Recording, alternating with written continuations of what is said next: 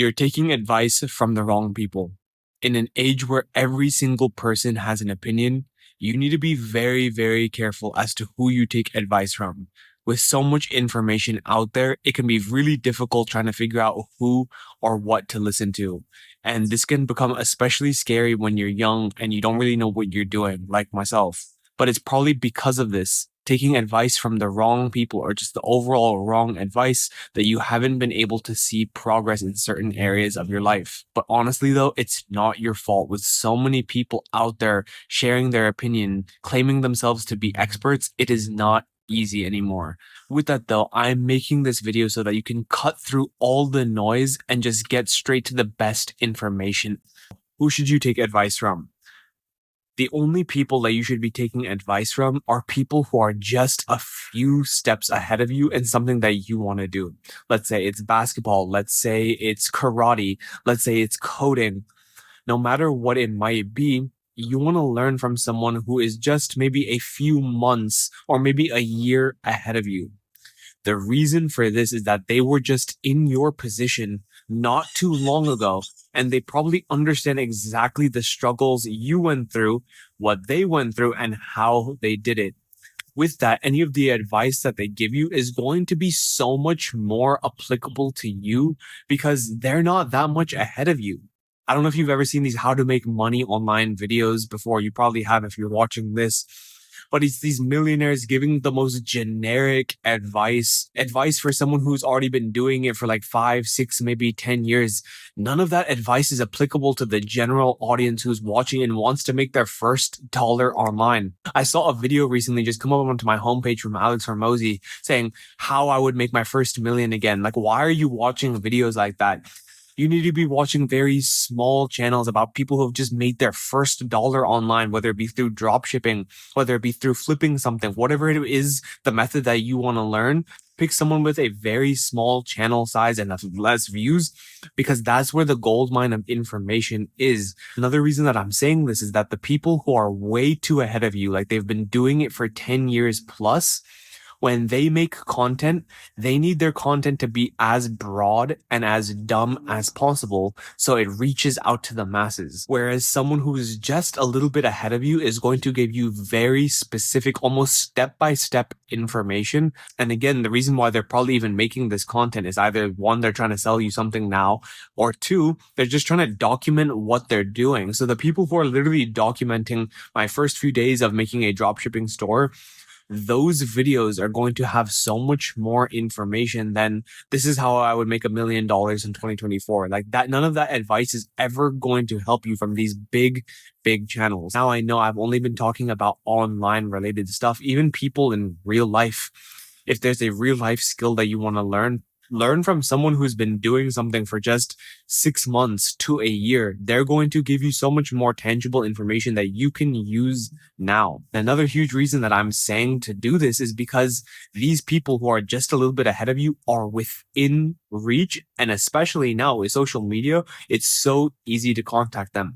Who do you think is going to be easier to get a reply from? Alex Hormozi, for example, or someone with $800 who just made a video about how they made their first sale online? If you leave a comment or you find their Instagram and you DM them, I guarantee you they will actually respond to you. Because these people are still relatively small, they're not busy, they don't have egos yet, it's still easy to reach them. So I know that previous one was a little bit more tangible and a little bit more practical. This one might be a little bit more philosophical, but you should only take advice from people who you would also take criticism from. Or in other words, it's people that you genuinely respect. If there's someone out there who you really admire or someone whose values you really respect, like you like everything about them, the way that they actually live and conduct their life, if you're willing to take criticism from those same people, then you should only take advice from them. I know many of you, including myself, you might have friends or family always giving advice. You should do this, you should do that. And all these different voices cloud your mind, and it really gives you analysis paralysis. You don't know what to do. You're stuck.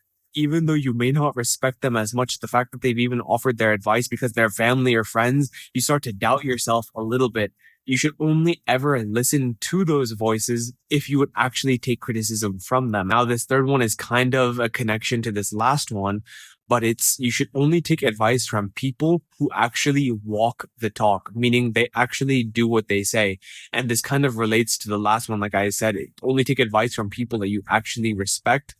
But it goes the same way with this one. You should only take advice from people who are giving advice but are doing those exact same things every single day. So many people that you might look up to online, whether it be influencers, whether it be gurus or whatever, that claim to be experts, they give you all of this advice that sounds so great, but are they actually doing it themselves? A huge example of this is the make money online niche. So many of them are saying to do this one thing, but then are doing something completely different.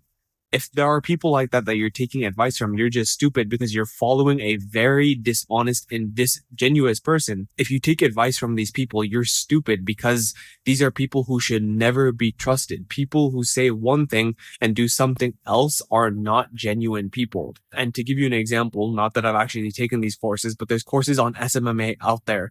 They're saying to do cold outreach. They're saying to make cold calls, cold email. But then the same way that they got you into their program was through ads. They never cold called you saying to sign up. They never sent you an email saying, hey, sign up for my thing. Then why are they giving you a different method than the one that they used to get you in there?